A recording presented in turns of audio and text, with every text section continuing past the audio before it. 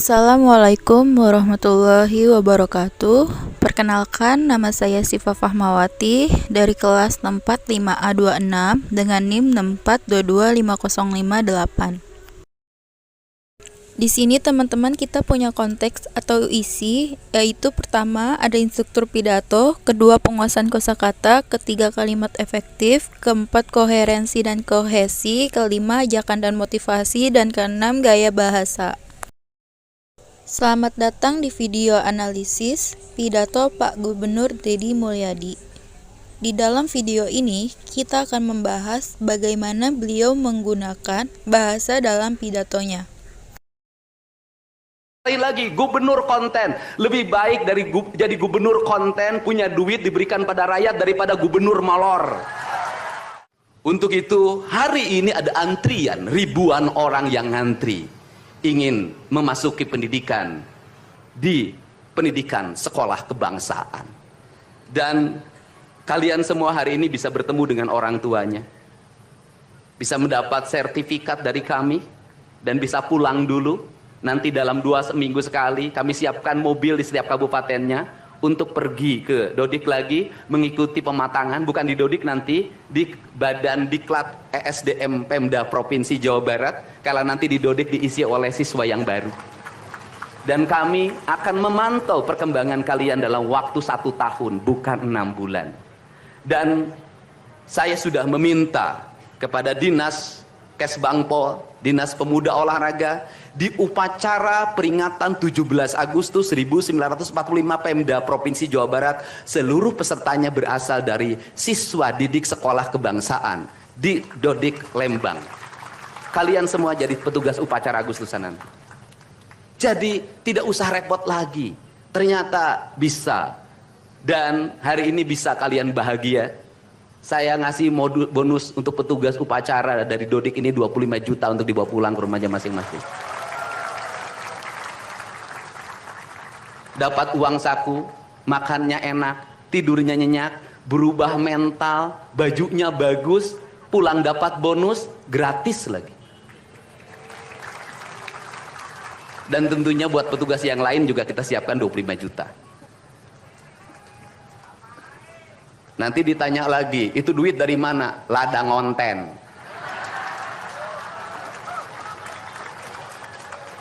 Saya selalu ditanya, Pak Deddy duitnya dari mana ngonten? Habis itu dimasalahin lagi, gubernur konten. Lebih baik dari jadi gubernur konten, punya duit diberikan pada rakyat daripada gubernur malor. Bener nggak? Ya kan, daripada gubernur tidur, gubernur protokoler, gubernur ingin dihargai, gubernur menghabiskan anggaran jalan-jalan ke luar negeri, tuh hayang ting aing. Kang Deddy masuk gorong-gorong, ya sebentar lagi akan saya naik ke pesawat. Jadi Indonesia ini perlu mental yang kuat kalau ingin melakukan perbaikan. Kenapa? Harus kuat menghadapi kaum nyinyir. Dan biarkan yang nyinyir selalu sakit hati selamanya. Karena Jawa Barat akan terus mengalami peningkatan pembangunannya. Ini baru 3 bulan. 100 hari itu tanggal 30 Mei. 100 hari kepemimpinan saya. Belum 100 hari, sudah banyak orang yang kepanasan. Apalagi 5 tahun. Dan saya ucapkan terima kasih. Ini upacara yang spesial. Kita dihadiri oleh Korps Pasukan Khusus. Tepuk tangan semuanya. Ada Kopassus, ada Kostrad, ada Marinir, ada istilahnya apa sekarang, Kopasgat. Kemudian ada infanteri, ada cavalry, kemudian ada pasukan angkatan laut, kemudian juga ada Brimob. Tepuk tangan semuanya, keren. Dan kalian semua, para peserta, ini yang keren-keren ini anak-anak kita ini. Anak-anak kita yang keren-keren ini, kamu tengok ke kanan, tengok kiri sambil minta sama Allah, besok kamu yang berseragam seperti mereka. Tepuk tangan kalian semuanya, semangat! Semangat! Semangat! Oke. Yang terakhir, ini buat biro umum. Ini harus dirubah, Pak. Pertama, ini tiang bendera menghalangi gedung sate. benderanya nanti harus digeser ke sebelah sana. Dan nanti kalau upacara tidak menghadap ke sana, tapi dari sini menghadap ke sana. Agar panorama itunya tetap terlihat. Dan kalau di sana maka kebisingan kendaraan tidak akan terlalu mendominasi. Ini Feng Shui cara menata bangunan. Jadi saya dari tadi mandang gedung sate nggak bisa karena terpotong oleh tiang bendera. Dan nanti bagian protokoler itu masang podium nggak lurus ke tiangnya, agak mencong-mencong dikit. Maklum Pemda masih belum pakai rasa, masih pakai DPA. Yang penting di DPA-nya juga tidak melanggar. Nah ini saya ini orang estetik, dan di Pemda ini tidak pernah ada rapat untuk merumuskan ini. Cukup WA. Pak Sekda, Kesbangpol, Dinas Pendidikan, besok kita lakukan ini, anak-anak bajunya ini, dan saya terima kasih buat PLT Dinas Pendidikan yang stresnya banyak, suaranya sampai hilang, saking takut.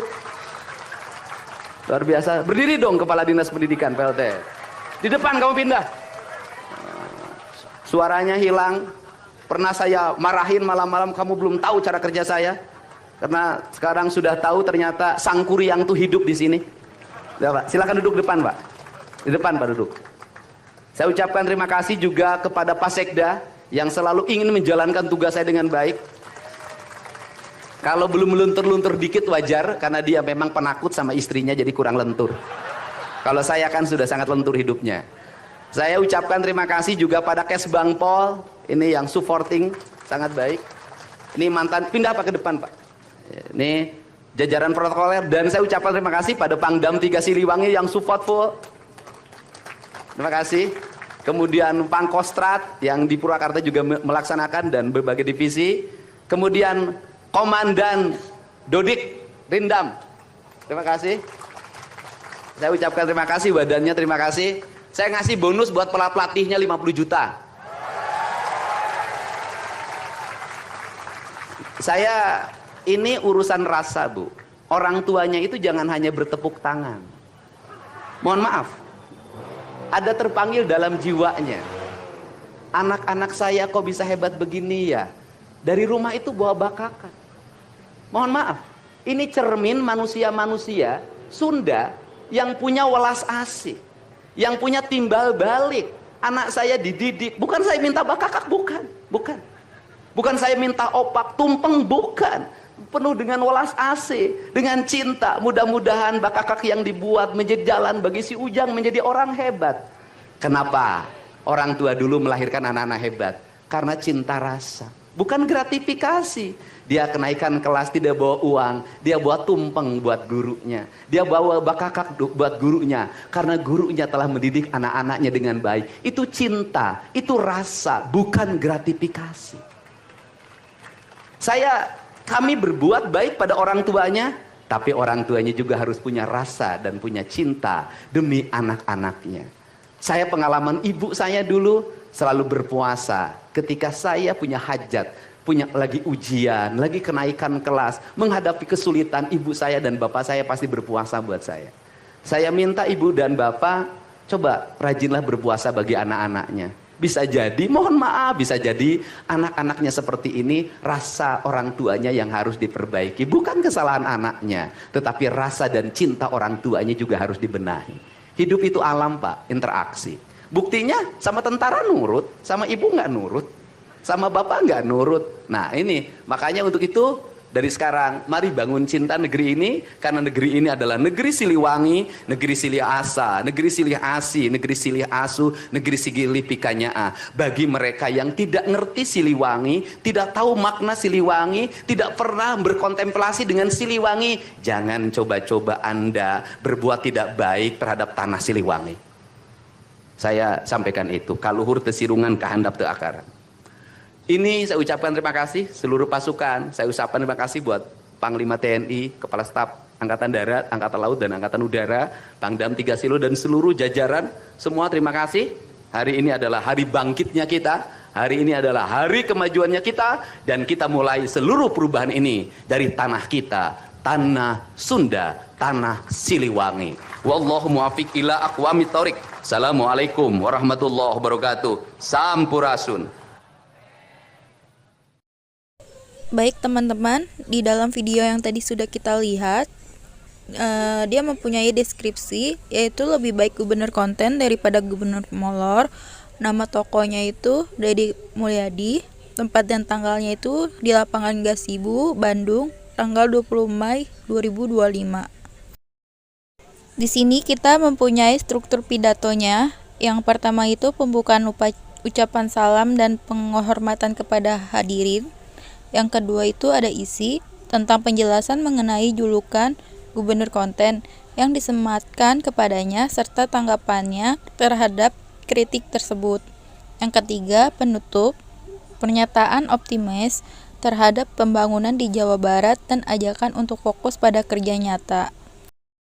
Di slide ini kita akan membahas analisis kesesuaian dengan bahasa Indonesia. Yang pertama ada tata bahasa. Pidato disampaikan dengan struktur kalimat yang jelas dan mudah dipahami meskipun terdapat penggunaan bahasa daerah Sunda dalam beberapa bagian. Yang kedua ada diksi. Pilihan kata yang digunakan cenderung informal dan komunikatif sesuai dengan gaya khas Deddy Mulyadi yang dekat dengan masyarakat. Berikutnya ada ejaan. Dalam konteks pidato lisan, ejaan tidak menjadi fokus utama. Namun, jika pidato ini ditranskripsikan, perlu diperhatikan kesesuaian dengan Pedoman Umum Ejaan Bahasa Indonesia atau PUEBI. Terus ada kohesi dan koherensi. Pidato memiliki alur yang logis dan keterpaduan antara bagian yang baik, sehingga pesan yang disampaikan mudah diikuti oleh pendengar. Lalu selanjutnya ada gaya bahasa. Kang Deddy Mulyadi menggunakan gaya bahasa yang retoris dan persuasif dengan menyisipkan humor dan sindiran untuk menekan poin-poin tertentu. Lalu ada ajakan dan motivasi. Mari kita jadikan pidato Kang Deddy Mulyadi sebagai inspirasi untuk terus berkarya dan tidak takut dikritik. Di era digital, pemimpin sejati adalah mereka yang hadir, bekerja nyata, dan menginspirasi lewat tindakan. Sebagai generasi muda, kita pun harus berani berubah, berani berbeda, dan tetap menjunjung nilai-nilai kebenaran dalam setiap langkah. Kesimpulan dari analisis tersebut, pidato Kang Deddy Mulyadi pada 20 Mei 2025 menunjukkan pengguna bahasa yang efektif untuk menyampaikan pesan kepada masyarakat meskipun terdapat penggunaan bahasa informal dan daerah. Hal ini justru memperkuat kedekatan dengan audiens. Namun, untuk konteks yang lebih formal, disarankan untuk menyesuaikan gaya bahasa agar lebih sesuai dengan kaidah bahasa Indonesia resmi. Sekian dan terima kasih.